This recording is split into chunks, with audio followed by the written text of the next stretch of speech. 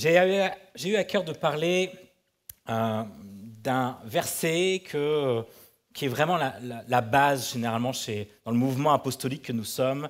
C'est Éphésiens 4, 11 et 12. On va le lire ensemble. Éphésiens 4, 11 et 12. C'est lui qui a donné les uns comme apôtres, les autres comme prophètes, les autres comme évangélistes, les autres comme bergers, dans d'autres versions pasteurs et enseignants. Il l'a fait pour former les saints aux tâches du service en vue de l'édification du corps de Christ. Je voulais commencer ce message par vous rappeler que l'Église est un lieu où l'on reçoit, et vous qui êtes là pour la première fois, soyez les bienvenus, mais aussi un lieu, surtout un lieu où nous devons être dans le service. Et Jésus, on voit bien qu'il va donner des ministères au sein de l'Église pour mettre des gens au service. Le rôle des ministères, le rôle des pasteurs que nous sommes, le rôle des responsables qui sont là, c'est de vous pousser à servir. Tu peux dire à ton voisin, si tu es là ce matin, c'est pour servir.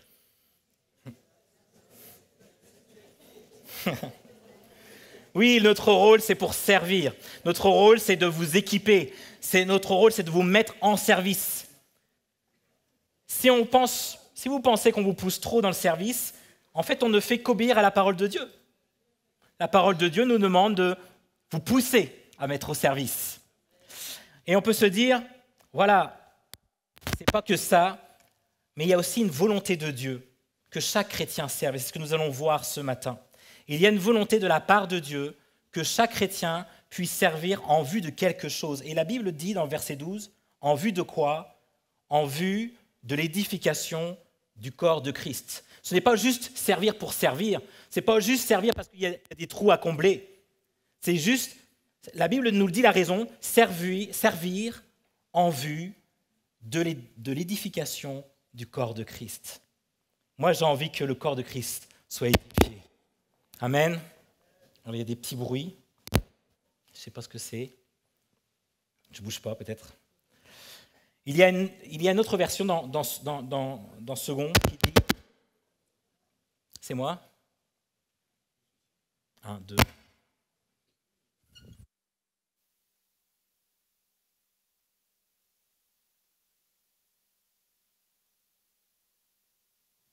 Ok. Il y a une autre version qui dit qu'il l'a fait pour le perfectionnement des saints, en vue de l'œuvre du ministère et de l'édification du corps de Christ. Et j'aime beaucoup le mot perfectionnement. Et c'est ce mot-là que je voudrais qu'on s'attarde aujourd'hui, le perfectionnement. Que signifie perfectionner ? Se perfectionner. Et lorsque je regarde le dictionnaire Larousse, on voit vraiment l'action de perfectionner, amélioration, apporter quelque chose de plus. Si vous voulez vous perfectionner dans un sport, vous allez prendre du temps à savoir comment servir, si par exemple vous faites le tennis, comment récupérer la balle, comment faire un service, comment essayer de contrer. Vous allez vous perfectionner, vous allez vous discipliner. Si par exemple vous voulez vous perfectionner dans la pâtisserie, vous allez commencer à comprendre comment faire un gâteau, vous allez prendre du temps à savoir comment bien mélanger des ingrédients, vous allez vous perfectionner, vous allez prendre du temps pour vous spécialiser dessus. Le mot perfectionnement ici, c'est le mot katharismos en grec. Katharismos a 3 significations. Je ne vais pas pouvoir parler sur les 2 premiers, je vais passer vite fait, mais je vais m'attarder sur le 3e. La première signification, c'est replacer un membre. Ça veut dire que l'Église, parfois il y a des membres qui ne sont peut-être pas au bon endroit. Et donc, le perfectionnement des saints, ça veut dire qu'on va replacer un membre. La deuxième signification, c'est panser une plaie. Lorsque nous sommes dans un moment de souffrance, des blessures, le perfectionnement, c'est aussi de panser une plaie. Mais le terme que je voudrais m'arrêter, c'est ce que j'ai eu à cœur aujourd'hui, c'est de réparer un filet. C'est le mot d'ailleurs de la même famille qui dit « kathartizo », réparer un filet. Et l'Église est là pour se perfectionner, pour se réparer. Le mot kathartizo veut dire redresser, veut dire ajuster, veut dire compléter, raccommoder ce qui a été abîmé, ajuster, restaurer, renforcer. Et on voit le même mot en grec dans Matthieu 4, verset 18. Il alla plus loin et vit 2 autres frères, Jacques, fils de Zébédée, et son frère Jean, qui étaient dans une barque avec leur père, Zébédée, et qui réparaient leur filet. Et c'est le terme katartizo. C'est vraiment le côté où il va réparer. C'est incroyable. Parce que Jésus va nous parler que nous devons former, l'Église est là pour se perfectionner, et il donne un sens de réparer, de restaurer ce qui a été abîmé. Et c'est sur cette image que je voudrais parler ce matin. Le thème de mon message, c'est le filet de pêche. Il y a différents types de filets. Il y a des grands filets, des plus petits filets, des filets qui vont prendre à la surface, des filets qui vont aller au fond de l'eau. Il y a des filets pour des crustacés, il y a des filets pour des plus gros poissons. Et j'ai eu la chance, le privilège, il y a quelques mois, de faire une classe de mer. Et j'ai fait de la pêche à la crevette, il y a des photos aussi là-dessus, où j'ai pu me balader et travailler à faire la pêche à la crevette. Donc je ne sais pas s'il y a des photos qui sont là. Et l'idée, c'est d'avancer et de ramasser des crevettes. Et les mailles étaient très serrées. Et lorsque nous parlons de pêche ici, en général, c'est l'épervier, la pêche à l'épervier. Je vais vous montrer une vidéo de la pêche à l'épervier. Je vais plus vite. Voilà, regardez comment ça se passait à l'époque. C'est vraiment cette pêche-là où on lançait le filet. Il n'y a pas de son, hein, c'est pas la peine. Et on récupérait, voilà comment on récupérait le poisson. Ça, c'est la pêche à l'épervier. C'est ce que faisaient Jacques et Zébédée, fils de Zébédée et Jean. Voilà comment on faisait. Puis après, on tirait et on récupérait le poisson. On récupérait, vous voyez la bonne pêche qu'il a réussi. C'est vraiment le pêche à l'épervier qui a été utilisé. C'est une bonne pêche, hein? J'aime beaucoup cette pêche parce qu'on voit qu'il y a un lancer particulier. Tout le filet va entourer le poisson délicatement. Et Dieu désire comme cela vous perfectionner, vous améliorer, apporter quelque chose de travailler ensemble. Il désire vous perfectionner, pas dans le lancer du filet, mais de travailler ensemble, d'être ce filet de pêche pour le roi des rois. J'ai ramené ici, forcément, l'image d'un filet.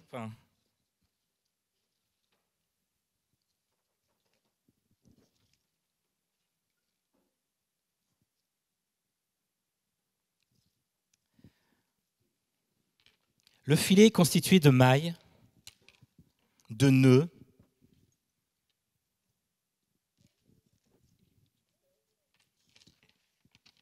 si vous voyez bien, voilà. Bon, je ne sais pas comment on va le faire.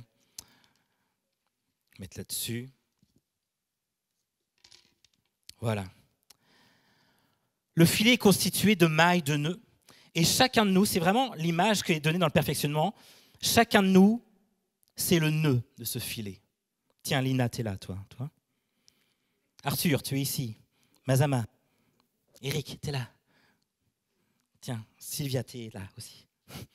On est tous là, tous unis les uns avec les autres. C'est vraiment cette image qui a été donnée. Le filet est fait de membres de la communauté locale, liés les uns avec les autres. Chacun de nous représente le nœud de maille. Il y a une association dans le même but. Il n'y a pas un nœud ici qui va dire « Oh, je vais plutôt aller par là », alors que les autres vont aller par là. Chacun a une utilité ensemble pour pouvoir attraper le poisson. Parce que nous sommes liés les uns avec les autres. Et ce qui nous lie, c'est Jésus. C'est ensemble que nous formons le corps du Christ. C'est ensemble que nous glorifions Dieu. On est liés les uns avec les autres. Il n'y a pas de plus grand. Il n'y a pas de plus gros nœud. Il n'y a pas de plus petit nœud. Il n'y en a pas un qui va se mettre en avant ou d'autres qui vont se mettre en arrière. Chacun de nous a une place. Chacun de nous formons ce maillage. Chacun de nous sommes soumis à l'autorité de celui qui lance. Ça me rappelle le passage de Jésus lorsqu'il va dire à Simon, avance là en eau profonde et va jeter ton filet pour pêcher. Parce que Jésus sait où nous devons jeter le filet. Si lui choisit de jeter à droite, on doit aller à droite. Si lui décide d'aller à gauche, on doit jeter à gauche. Nous sommes tout simplement un instrument ensemble pour le roi des rois. Alors, pour cela, pour avoir cette unité, il faut développer des relations. Il y a cette volonté de prendre soin de cette unité. Et Paul va le souligner dans tout le chapitre 4 d'Éphésiens. Forcément, il va donner l'image du corps de Christ. Et on en a parlé pendant la Sainte Seine, de cette image de corps. Mais regardez combien il va insister sur l'unité. Il va dire « Je vous encourage donc, moi le prisonnier dans le Seigneur, à vous conduire d'une manière digne de l'appel que vous avez reçu. En toute humilité et douceur, avec patience, supportez-vous les uns les autres. » Il y a une unité. Efforcez-vous de conserver l'unité de l'esprit par le lien de la paix. Il y a un seul corps, un seul esprit. On parle encore d'unité, une seule espérance. Il y a un seul Seigneur, une seule foi, un seul baptême. Un seul Dieu et Père de tous. Il est au-dessus de tous, agit à travers tous et habite en nous tous. Il y a vraiment cette volonté d'être unis, unifiés ensemble. Et c'est pourquoi il va dire plus loin, c'est lui qui a donné les uns comme apôtres, les autres comme prophètes, les autres comme évangélistes, les autres comme bergers enseignants. Il l'a fait pour former les saints aux tâches du service en vue de l'édification du corps de Christ. Regardons, continuons jusqu'à ce que nous parvenions tous à l'unité de la foi et de la connaissance du Fils de Dieu, à la maturité de l'adulte, à la mesure de la stature parfaite de Christ. En fait, on en parlera tout à l'heure, mais cette unité nous amène à avoir une certaine maturité. Alors, nous ne serons plus de petits enfants ballottés, emportés par tout vent de doctrine, par la ruse des hommes et leur habileté dans les manœuvres d'égarement. Mais en disant la vérité dans l'amour, nous grandirons, et on a encore cette fois cette unité qu'il a, nous grandirons à tout point de vue vers celui qui est à la tête, Christ. C'est de lui que le corps tout entier, bien coordonné et solidement uni, grâce aux articulations dont il est muni, tire sa croissance en fonction de l'activité qui convient à chacune de ses parties et s'édifie lui-même dans l'amour. Paul va rappeler l'importance de l'unité. Et lorsque nous voyons ces passages que je viens de lire, il y a un premier objectif, et on l'a dit, c'est d'être forts ensemble. On est forts ensemble. On est forts ensemble pour édifier le corps du Christ. Nous grandirons ensemble en Christ. Nous grandirons en tout point de vue. J'ai besoin des autres pour grandir pleinement en Jésus. J'ai besoin d'être lié avec l'autre pour pouvoir grandir. Les liens forts qui vont nous unir, on va serrer les mailles ensemble. Et plus les nœuds vont être serrés les uns des autres, et plus nous pouvons prendre du poisson. Plus les nœuds vont être de plus en plus serrés, plus on va se rapprocher et plus nous rapportons du poisson, les amis. J'aime aussi l'image, on vient de l'entendre, de ne pas être ballotté. Parce que la Bible nous dit de ne pas être ballotté. Ça va nous permettre, lorsque nous sommes forts ensemble, on ne va pas être ballotté. C'est vraiment le terme au niveau tempête. Peu importe les tempêtes que nous allons vivre. Et chacun de nous, on vit des tempêtes. Chacun de nous vivons des moments difficiles. Mais l'Église est là. L'Église est là pour pas que tu sois ballotté. Pour pas que tu sois pris à droite, à gauche quand ça va mal. Le mot ballotté vient d'un mot utilisé pour décrire la mer tumultueuse de Galilée. C'est vraiment le ballotté. Il y a une tempête de vent de doctrine qui peut arriver. Et combien de vents de doctrine on peut entendre? Combien de choses qui viennent, je ne sais pas, des États-Unis ou d'Afrique ou quoi que ce soit, qui vient donner un nouveau souffle dans l'Église, une nouvelle manière de penser, où on doit plutôt être dirigé par des émotions, où on doit plutôt être dirigé par... Enfin, il y a différents mouvements de doctrine qui peuvent nous balloter, qui peuvent nous remettre en question, par rapport à l'utilité de l'Église.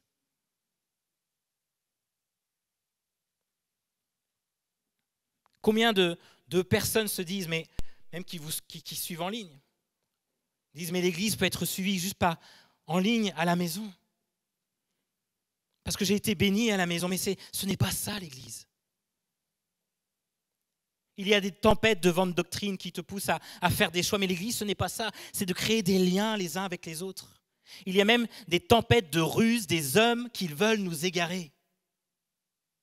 Le pasteur Clark dit, les mots, ici, font référence aux arts utilisés par les joueurs qui emploient des faux dés qui donneront toujours une sorte de nombre et qui est celui par lequel ceux qui jouent avec eux ne peuvent pas gagner. Vous savez, c'est le jeu truqué, les dés pipés. C'est vraiment le côté où tu peux être ballotté, tu peux être dans la ruse par rapport à ça. C'est-à-dire que je ne sais pas si vous voyez des fois dans les rues, il y en a qui font avec les gobelets ou tu caches ou même les dés. Et ils arrivent toujours à gagner. Et ils ont toujours ton argent. C'est le même mot. Les hommes ont une certaine ruse qui vont te permettre de t'avoir, de te prendre. Tu perds tout le temps si tu écoutes les hommes. Et toi qui te dis que tu n'as pas besoin de l'Église en tant que chrétien, veille sur ce que tu dis. Il y a un grand risque d'être emporté par tout vent de doctrine. Il y a un grand risque d'être emporté par la ruse des hommes. Tu as besoin d'être dans ce filet. Tu as besoin d'être liés les uns avec les autres. Le deuxième objectif qu'on tire de ce passage d'Éphésiens 4, c'est qu'il y a un bénéfice derrière. Un filet, si je laisse ce filet sur la table, je n'aurai jamais de poisson. L'objectif du filet, c'est d'être jeté dans la mer, pas d'être sur une table. Il y a un objectif. Le filet ne sert à rien, mes amis, s'il reste dans le bateau. Et un des bénéfices, c'est de pouvoir attraper le poisson. Regardez Matthieu 13, verset 47. Le royaume des cieux est encore semblable à un filet jeté dans la mer et ramassant des poissons de toute espèce. De toute espèce. De toute espèce. Si tu veux que des saumons, non, le filet n'est pas que pour le saumon. Le filet, c'est pour la truite, c'est pour la sardine, c'est pour la morue. Non, je ne dis pas qu'il y a des morues ici. Mais c'est pour tout type d'espèces. Nous formons les nœuds des mailles d'un filet et cette unité va amener la croissance et va amener des nouvelles personnes à Christ. C'est cela le bénéfice. Le filet a ceci de particulier. Vous savez, il y a différents types de manières de pêcher. Il y a la pêche à la ligne, il y a la pêche à l'harpon, mais le filet est un des rares manières où on ne va pas blesser le poisson. Lorsqu'on jette le filet, on récupère le poisson et on le ramène vers le pêcheur, vers Jésus, sans qu'il soit blessé. On va l'arracher du monde de l'eau pour l'amener au monde de l'air. Peu importe les origines, peu importe le passif de toute espèce, de toute espèce. Et Jésus veut t'amener à lui. C'est vraiment l'objectif, c'est que Jésus va amener chaque personne à lui. Et le filet aussi inclut également l'idée de grand nombre, parce qu'il permet de lancer à l'humanité entière. Mes amis, la moisson est grande. Et lorsqu'on a fait évangélisation, ces temps-ci, on voit qu'il y a beaucoup de besoins. Beaucoup de personnes qui ont besoin d'être dans ce filet. Et plus les nœuds des mailles d'un filet sont forts, et plus nous pouvons en tirer des bénéfices, et plus nous atteignons ceux qui ont besoin d'être atteints. L'Église grandit, et nous sommes heureux de cela. On voit ici que l'Église Connect on voit toujours des nouvelles personnes, et on est content de cela, mais nous réalisons que nous nous connaissons de moins en moins.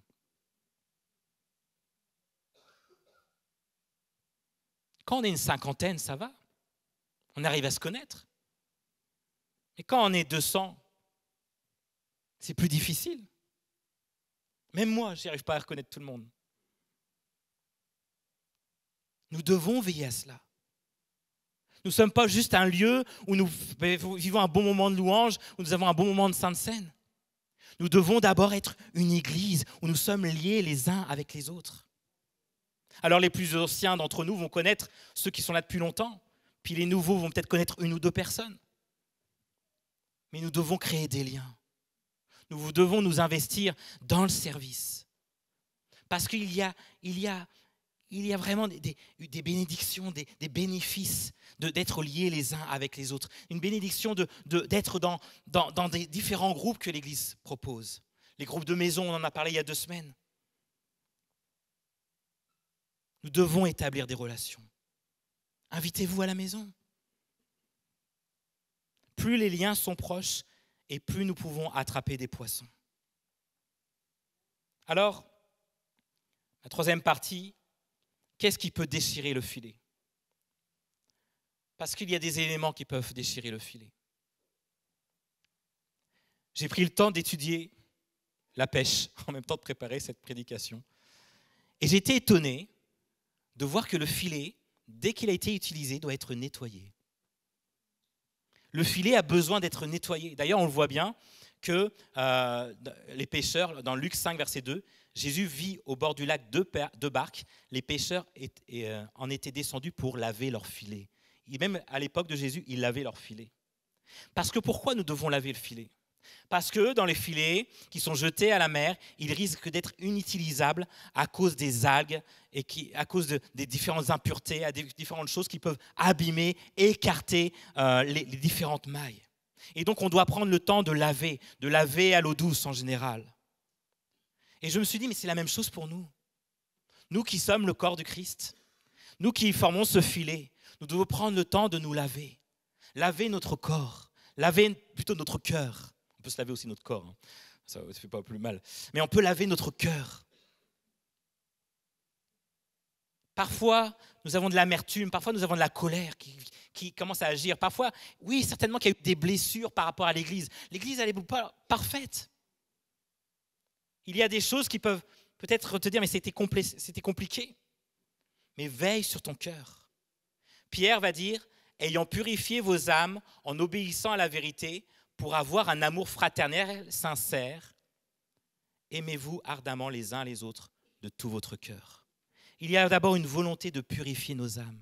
Il y a d'abord une volonté de veiller à ce que nous avons dans notre cœur, afin de s'aimer.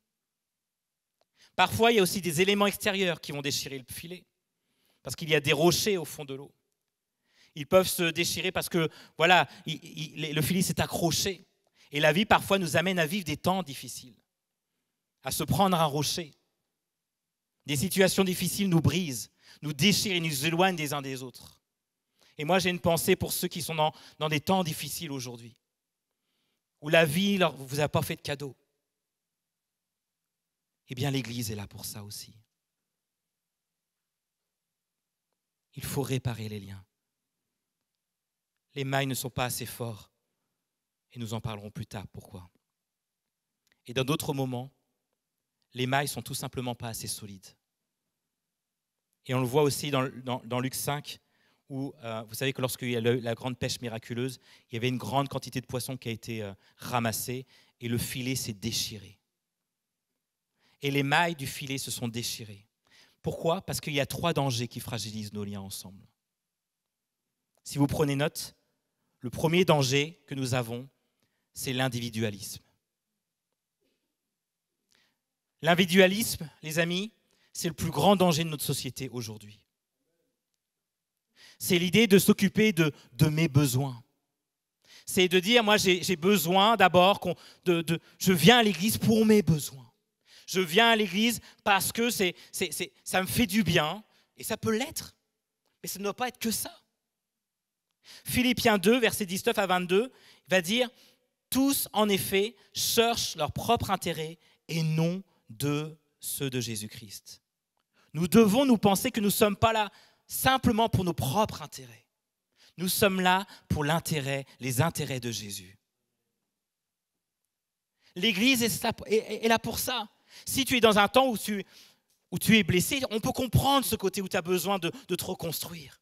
Mais parfois, il est temps que ça cesse et il est temps que tu serves. Il est temps que tu cherches les intérêts de Jésus. Sinon, tu vas rester dans cet individualisme. Sinon, tu vas rester dans ce confort d'être tout seul, d'être tranquille. Oh, c'est sûr.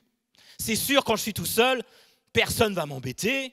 J'embête personne. Personne ne va me blesser. Ah oui. Mais ce n'est pas ce que l'Église, ce n'est pas ce que Jésus cherche. Jésus nous pousse à servir. Parce qu'il y a un intérêt d'être ensemble.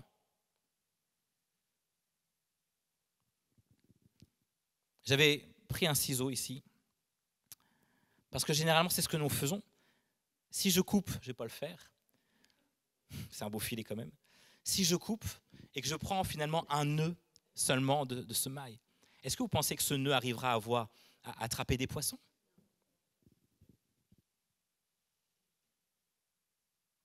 il n'y a plus aucun intérêt d'être juste un nœud. Un nœud, c'est un nœud. Mais des nœuds ensemble forment un filet pour pouvoir capturer, récupérer ceux qui sont dans le besoin. Le deuxième danger, c'est l'indépendance. En fait, l'idée, vous dites, l'individualisme, l'indépendance, on n'est pas loin. Non, c'est parce qu'en fait, dans cette deuxième danger, c'est que généralement, les chrétiens se disent, oui, moi je suis là pour Jésus, mais je vais faire à ma manière.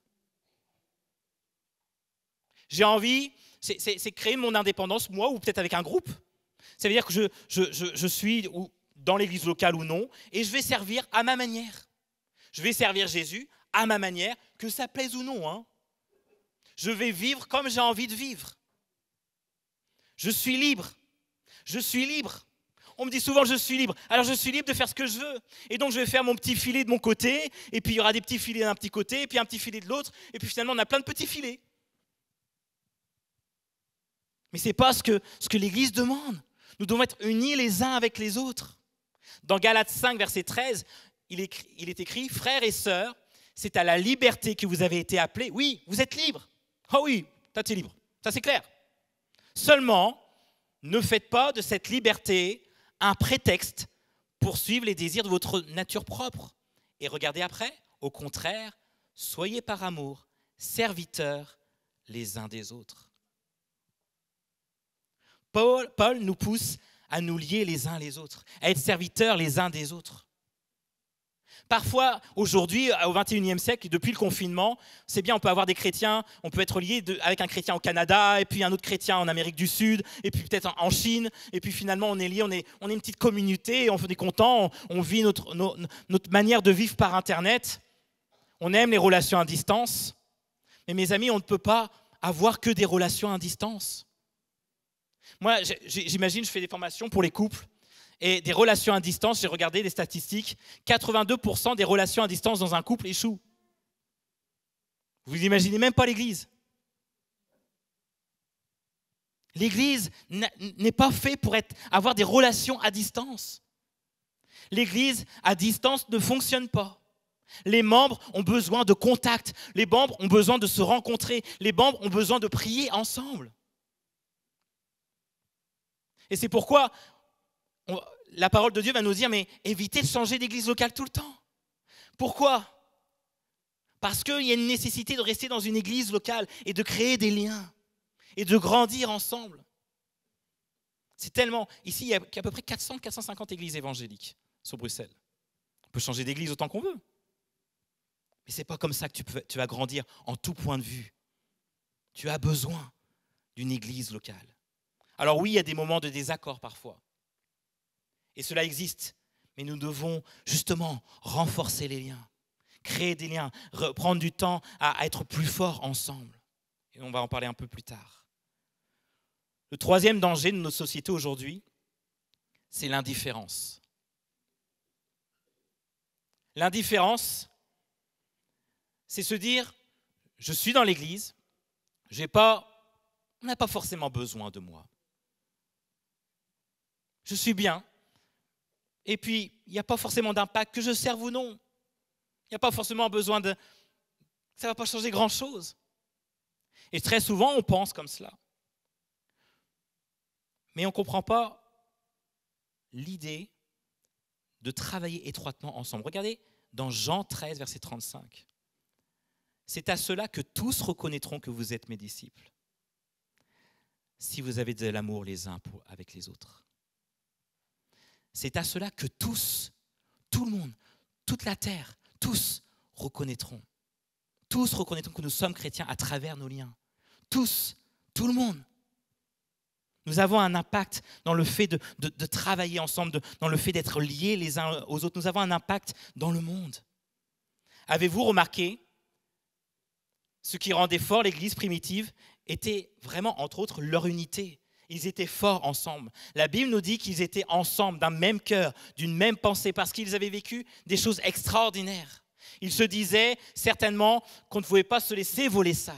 Il faut imaginer que c'est suite à... Ils étaient dans la chambre haute, il y a eu le Saint-Esprit qui est descendu sur eux, et puis après Pierre, il a prêché, il a pris du temps à prêcher sur vraiment ce qui s'est passé, sur ce que Jésus a fait, il est mort sur la croix, il est ressuscité, il a parlé de ça. Et regardez ce qui est écrit par la suite. Dans Actes 2, versets 46 et 47, chaque jour,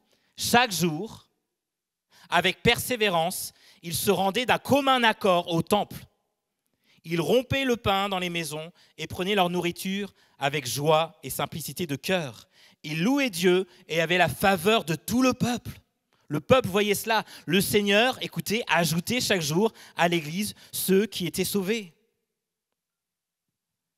L'Église primitive, c'était une Église en bonne santé. Ils savaient que l'unité était leur force. L'unité, mes amis, provenait du Saint-Esprit. L'unité provenait du Saint-Esprit. C'est pourquoi il y a une importance de vivre à travers l'Esprit. D'être, comme on en a parlé la semaine dernière, d'avoir ce compagnon de Jésus qui est avec nous à chaque instant, chaque moment.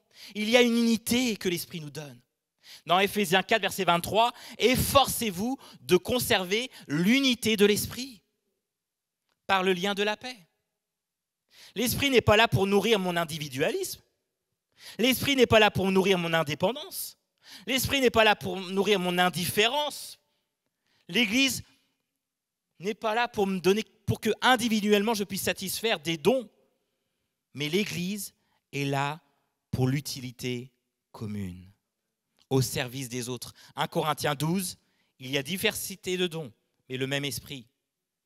Diversité de services, mais le même Seigneur. Diversité d'actes, mais le même Dieu qui accomplit tout en tous. Or, à chacun, la manifestation de l'Esprit est donnée pour le bien de tous.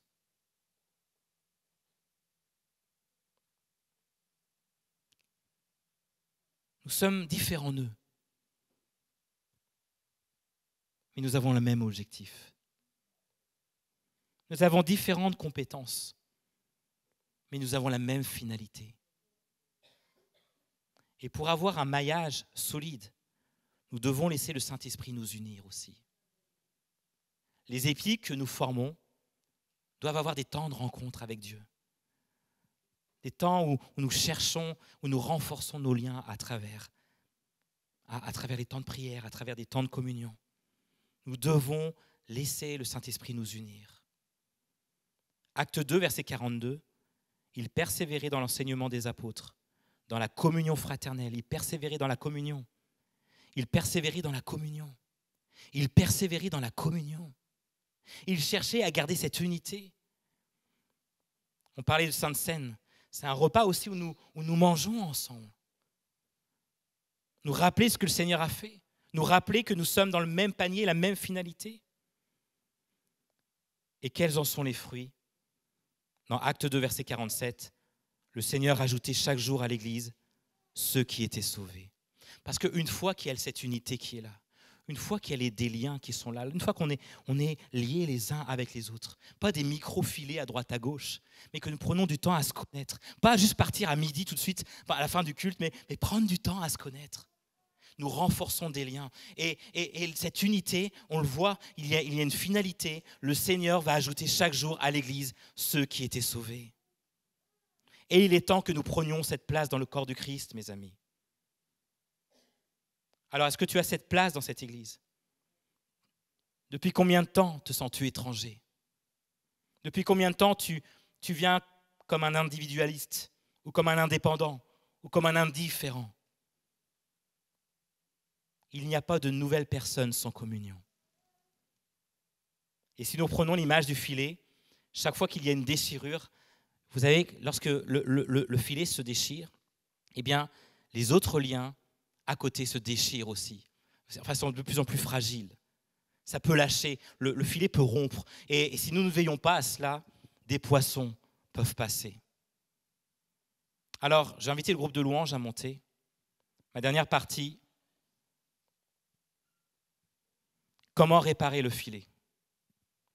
S'il y a forcément des moments où le filet, il y a des endroits où ça a été déchiré, peut-être qu'il y a des endroits où il y a des choses qui ont été abîmées.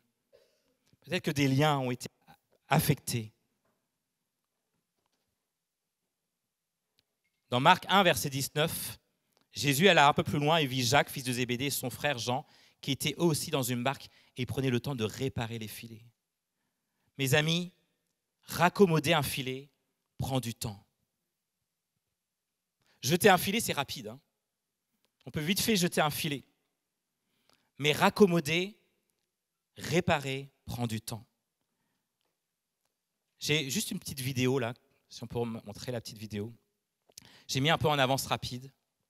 Et dans cette petite vidéo, on voit comment réparer entre deux nœuds. Je ne sais pas si on peut le voir.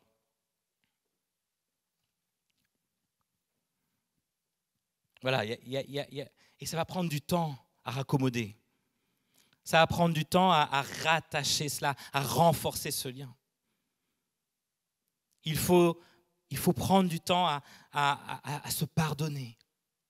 Il faut prendre du temps à se parler. Il faut prendre du temps à se comprendre. Ça prend du temps à créer des liens de plus en plus forts. Ça prend du temps à se connaître. Ce n'est pas seulement un qui doit faire la démarche, mais on voit bien que les deux nœuds, finalement, vont se resserrer ensemble, vont recréer un lien ensemble. Il y a un moment où nous devons prendre du temps à raccommoder, parce qu'il y a derrière cela un bénéfice. Il y a des poissons qui sont en train de mourir. Il y a des poissons qui n'attendent que le filet qu'on doit jeter. Alors si je reprends le terme katartizo, vous savez, c'est le terme qui veut dire réparer, se raccommoder. Je l'ai retrouvé dans plusieurs passages dans la Bible. Vous êtes avec moi?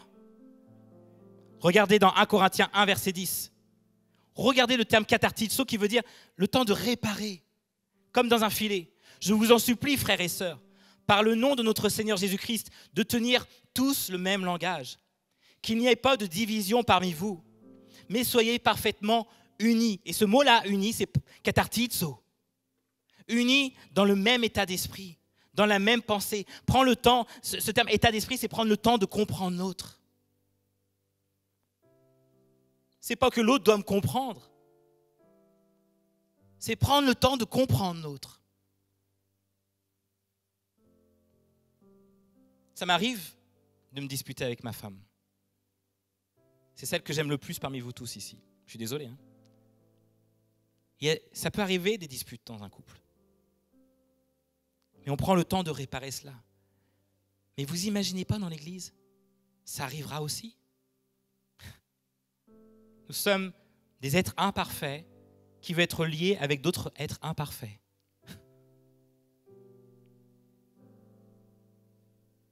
Essayons de nous comprendre. Regardez un deuxième passage où on voit le mot katartizo, qui veut prendre le temps de réparer. Dans 2 Corinthiens 13, verset 11.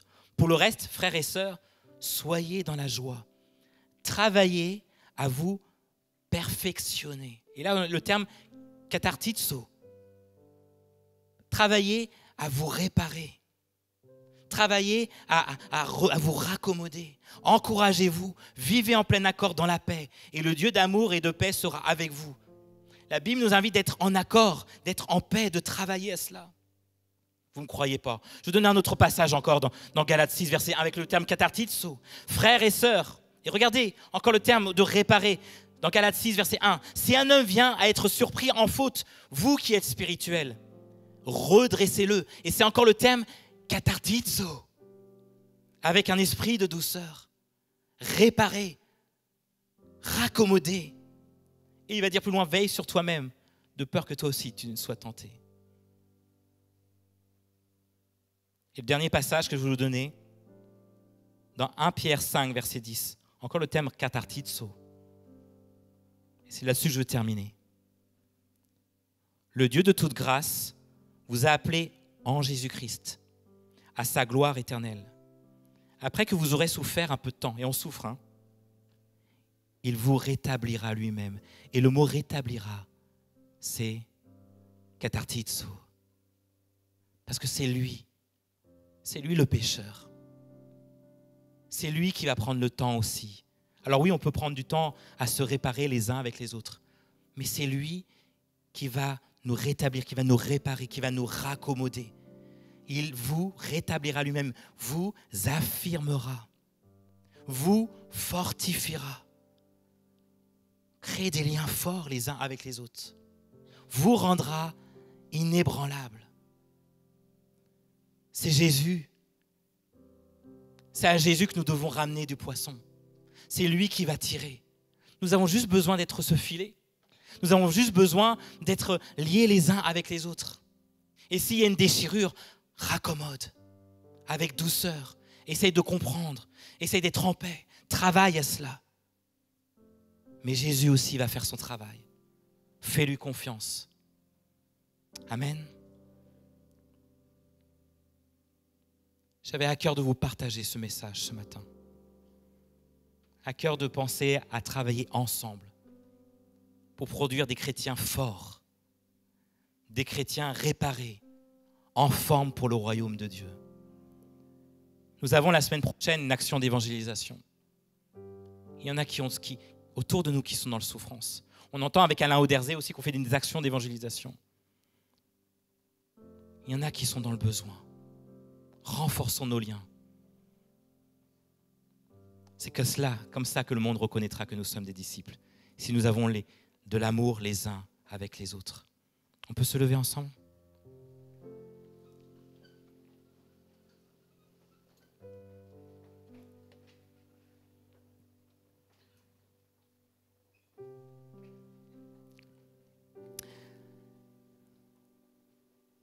Seigneur, nous voulons être cette Église sans tache ni ride, qui a besoin de grandir en toi. Seigneur, tu connais nos nœuds. Peut-être qu'il y a peut-être des nœuds qui sont fragiles parmi nous. Seigneur, je te demande vraiment d'agir, Seigneur, dans chacun de nous. Aide-nous à nous affermir. Aide-nous à être liés les uns avec les autres. Aide-nous à être cette Église belle, sans tache ni ride pour toi. Aide-nous à être ce filet. Aide-nous à être ce corps pour ton royaume, pour ta gloire. Je te prie que tu puisses nous inspirer dans des actions de communion fraternelle, des actions d'amener des choses. Inspire-nous dans les actions que nous voulons prendre, que nous voulons mettre en place. Seigneur, nous pensons aussi aux jeunes dans les camps qui sont là, dans ce temps où ils sont à Genneval. Nous te demandons aussi de les unir aussi, cette jeunesse. Nous voulons que ça soit une génération qui soit encore plus forte que la nôtre, où des liens sont encore plus forts. Seigneur, touche-les au nom de Jésus. Amen.